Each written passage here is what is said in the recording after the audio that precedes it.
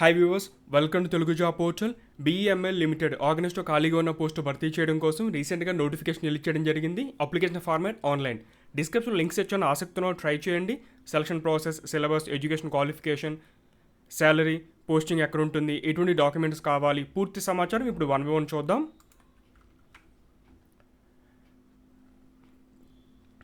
Present organise సంబంధించి all over ఇండియాలో different manufacturing units marketing డివిజన్లో ఖాళీగా ఉన్న గ్రూప్ సి కేటగిరీ సంబంధించిన పోస్టు భర్తీ చేస్తున్న ఒక నోటిఫికేషన్ ద్వారా టోటల్ 119 వేకెన్సీస్ ఉన్నాయి. ఇందులో ప్రతి కేటగిరీ పోస్టులు అయితే కేటాయించారు. ఇక డిసిప్లిన్స్ వచ్చి diploma trainee, mechanical, electrical, civil, next ITI trainee, మెస్టెస్ట్, టర్నర్, స్టాఫ్ నర్స్ ఈ కేటగిరీ సంబంధించిన పోస్ట్ అనేవి భర్తీ చేస్తున్నారు. నెక్స్ట్ ఎడ్యుకేషన్ క్వాలిఫికేషన్ యొక్క salary, age limit one by one చూద్దాం. ఇక్కడ మీకు డిసిప్లిన్, ఎన్ని వేకెన్సీస్ ఉన్నాయి, ఎడ్యుకేషన్ క్వాలిఫికేషన్, శాలరీ, ఏ కేటగిరీకి ఎంతవరకు అప్లై చేసుకోవచ్చు, ఆ ఏజ్ లిమిట్ ఉంటుంది. ఇది ఒకసారి చూసుకోండి. ముందుగా డిప్లొమా ట్రైనీ మెకానికల్, ఇందులో 52 వేకెన్సీస్ ఉన్నాయి. 60% మార్క్స్తో డిప్లొమా మెకానికల్ పూర్తి చేసి ఉండాలి. వీళ్ళకి 23,000 నుంచి 85,000 ఈ పే స్కేల్ అనేది అప్లై అవుతుంది. ఇక్కడ 29, 32, 34 ఈ విధంగా ఏజ్ లిమిట్ ఇచ్చారు కేటగిరీని బట్టి. నెక్స్ట్ డిప్లొమాలోనే ఎలక్ట్రికల్ ఉంది, సివిల్ ఉంది. అంటే మీరు డిప్లొమా ఎలక్ట్రికల్, డిప్లొమా సివిల్ పూర్తి చేసి ఉండాలి. వీటి కూడా సేమ్ ఇదే శాలరీ. నెక్స్ట్ ITI ట్రైనీ, ఇక్కడ టర్నర్, మెస్టెస్ట్ రెండింటిలో కూడా 16 వేకెన్సీస్ చొప్పున ఇవ్వడం జరిగింది. రెలవెంట్ ట్రైన్లో ITI అనేది మీరు కంప్లీట్ చేసి ఉండాలి 60% మార్క్స్తో. నేషనల్ అప్రెంటిస్ సర్టిఫికేట్ అనేది కలిగి ఉండాలి. ఇది టర్నర్ అండ్ మెస్టెస్ట్ సంబంధించి. నెక్స్ట్ శాలరీ 16,900 నుంచి 60,000 ఈ పే స్కేల్ అనేది అప్లై అవుతుంది. వీళ్ళకి కూడా 29 వరకు, తర్వాత 32, 34 ఈ విధంగా ఏజ్ లిమిట్ అయితే ఉంది. ఇక్కడ మీ కేటగిరీ అన్రిజర్వ్డా, OBC లేదా SC/ST ఇది ఒకసారి చూసుకోండి.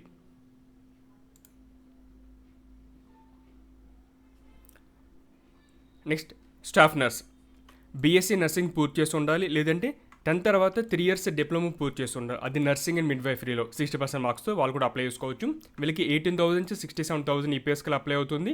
ఇక్కడ 30 వరకు ఏజ్ లిమిట్ ఇచ్చారు. తర్వాత OBC వాళ్ళకి 33, SC/STకి 35 ఇలా ఉంటుంది. మీ కేటగిరీ సంబంధించిన ఏజ్ అయినా ఒకసారి చూసుకోండి. ఈ పక్కన మీకు జాబ్ డిస్క్రిప్షన్తో పాటుగా పోస్టింగ్ ఎక్కడ ఉంటుంది. మీకు మైసూర్ ఉంది, తర్వాత బెంగళూరు అండ్ మైసూర్, ఇక్కడ కూడా మీకు Bengaluru and Mysore organization requirement ప్రకారం అక్కడే వచ్చు, లేదంటే ఇండియాలో ఎక్కడ పోస్టింగ్ ఇచ్చినా మీరు చేయడానికి సిద్ధంగా ఉండాలి. ఇనిషియల్గా అయితే పోస్టింగ్ అక్కడే.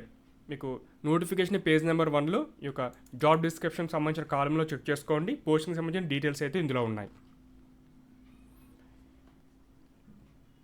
నెక్స్ట్ ఈ యొక్క శాలరీ అండ్ కాంట్రాక్ట్ సంబంధించిన ఇన్ఫర్మేషన్. ఇనిషియల్గా వీళ్ళు ఏంటంటే ముందుగా బేసిక్ ట్రైనింగ్ ఉంటుంది. ట్రైనింగ్ సమయంలో వీళ్ళకి ఒక 15,000 ఈ విధంగా ఇవ్వడం జరుగుతుంది. తర్వాత ఫస్ట్ ఇయర్ 17,000, తర్వాత 19,500 ఈ విధంగా ఇస్తారు శాలరీస్. వన్స్ కంప్లీట్ అయిపోయిన తర్వాత ముందుగా సక్సెస్ఫుల్గా ట్రైనింగ్ అనేది కంప్లీట్ చేసుకోవాలి.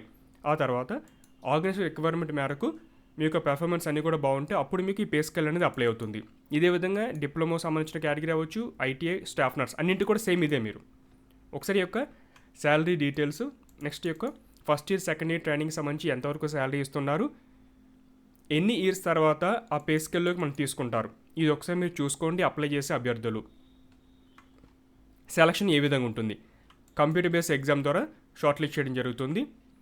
మనకి జనరల్ కాంపిటేటివ్ సిలబస్ ఏనండి. యాప్ట్యూడ్ ఉంటుంది, జనరల్ ఇండిజినస్ రీజనింగ్ ఉంటుంది, జనరల్ అవేర్నెస్, ఇంగ్లీష్ లాంగ్వేజ్, తర్వాత వాళ్ళ యొక్క సబ్జెక్ట్ ఏమైతే ఉందో రిలవెంట్ ఎడ్యుకేషన్ క్వాలిఫికేషన్ అది.